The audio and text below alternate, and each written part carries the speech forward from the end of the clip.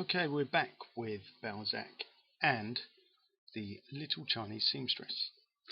My analysis ended on chapter 13, so I'll start again at chapter 14.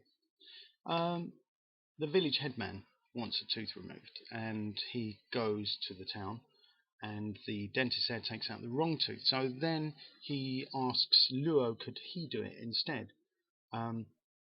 Well, he doesn't want to do that, and in what does happen though is the little seamstress father comes to the village where Luo and the narrator are staying, and he in fact stays in their house, if you can call it a house. And the narrator tells a bedtime story, which is the Count of Monte Cristo by Dumas, and he even says that Cristo relates to Christ, Jesus Christ, that is.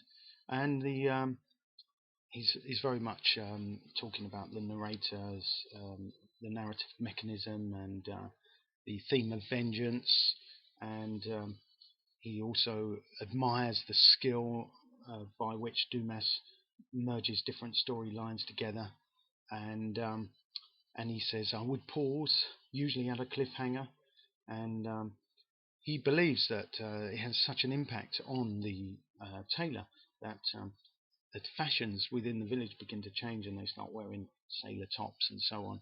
I found that a little bit implausible, but given that now I know that the author of this book actually experienced the Cultural Revolution and the things he's writing about, I'm not so sure. Sometimes fact is stranger than fiction. So anyway, the headman is listening outside. He's earwigging or eavesdropping, and he wants to take the narrator to the public security office for crimes against communism being reactionary. He said, by mentioning a count, that is by definition bourgeois and therefore reactionary. Luo tries to make up some story, but it doesn't work this time. So the headman decides, though, he will trade a tooth cure for the narrator. So that's a done deal. And then we find out the headman's teeth are like a jagged mountain range, and the owner must have suffered a bout of syphilis. He doesn't deny it, the headman, and he ends up licking the needle. They're using an actual sewing needle to get rid of this bad tooth, which is a wisdom tooth, which is ironic because he lacks wisdom. He licked the needle again with almost voluptuous abandon, and that's an interesting quote. Luo straps the headman down. The narrator slows the drill, which is the sewing machine needle, sadistically to cause the headman more pain. And there's then there's as we move on to the next chapter, there is a change of perspective as we find out the old miller story. He sees Luo and the little seamstress both as naked as worms, as he puts it, and he notices the ravens with red beaks, and one swooped towards him. He remembers the stench. I wonder if it's similar to the headman's breath. Of course, the headman suffering from that tooth problem, probably halitosis goes with that, and they were coupling underwater, not copulating. He feels that term is too learned for him, and he recognizes Luo, the one he calls the interpreter. So then we've got chapter 16, which is Luo's story, and again, yet another narrative perspective. He says the little seamstress masters the butterfly when she's swimming. Before that, she could only do the doggy paddle, which suggests that lack of culture. Again, lacking culture during the Cultural Revolution. Certain amount of irony there. And then there's she's very good at diving, and he has a key ring, and he throws it in to the water for her to pick it out. That he believes that I don't know really what he believes. He just doesn't seem to have a lot of faith as much as she does. But then one day he throws the key ring into the pool, and he gets a telegram around about that time saying his mother's been rushed to hospital, and it's ironic that he's actually lost his keys at that point. So the next chapter, 17, is the little seamstress's story. She gives her own perspective on the same scene, and she says, "You think I'm a silly dog," to Luo, possibly Luo. It's very difficult to know who she's actually speaking to in this chapter. And she replies, "I just love pleasing Luo," so that suggests that she wasn't speaking to Luo, she's in fact speaking to the narrator. And she touches a snake during the keyring game, and then she gets an ugly scar on her finger from the snapping of jaws. Could that snake be Luo? Well, I'll let you decide. Then we've got chapter 18. Luo asks his friend, the narrator, to guard the little seamstress for him because he's going away to see his mother in hospital.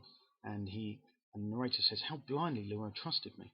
But that's the narrator's chance to be heroic and act like a secret agent. And he speculates whether or not Luo offered the red-beaked raven, a crust. And he suggests probably not. And like I said before, that's probably a cadre, a representative of a cadre from the Communist Party. And he adds bits of his own story to Balzac, and he mentions Cousin Pont being a rather dark tale of Balzac's, and he even does chores and the laundry for the little seamstress, and even manicures her at one point. And he causes 15 yokels to become jealous, the village cripple amongst them, who wants to attack him, insults him, calls him a dirty dog for washing the little seamstress's underwear on page 143.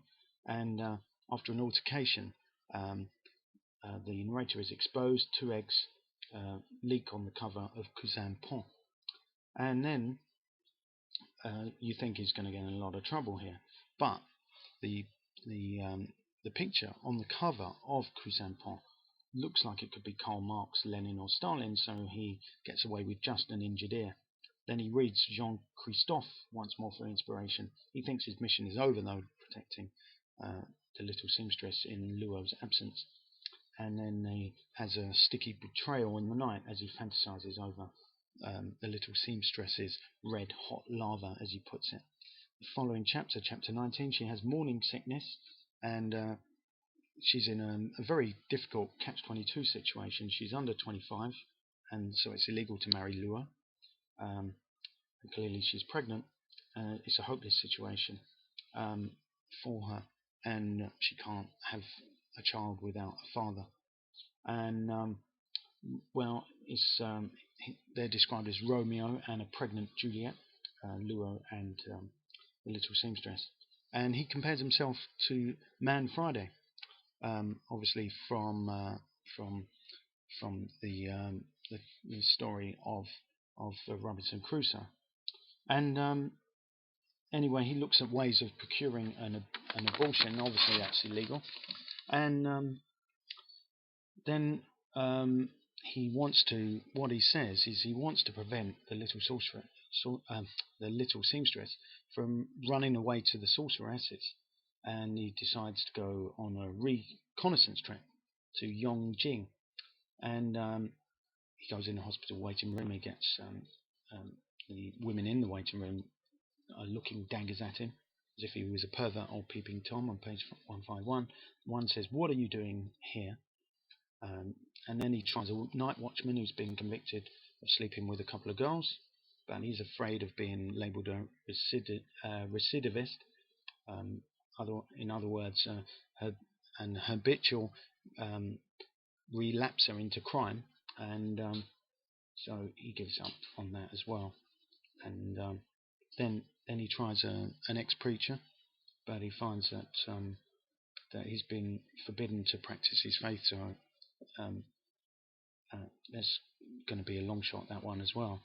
So the preacher has been forced to sweep the road now that he's got cancer, and the patients are